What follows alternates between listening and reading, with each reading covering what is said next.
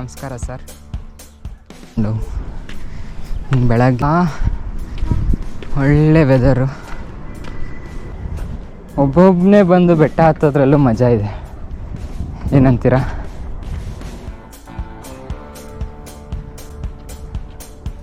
ಒಳ್ಳೆ ಕ್ಯಾಂಪ್ ಮಾಡೋಕ್ಕೆ ಒಳ್ಳೆ spot.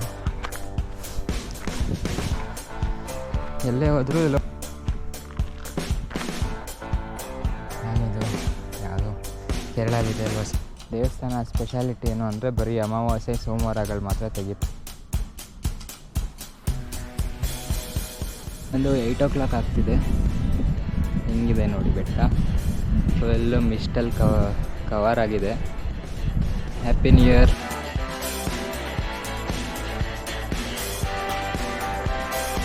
Science of mister Surya.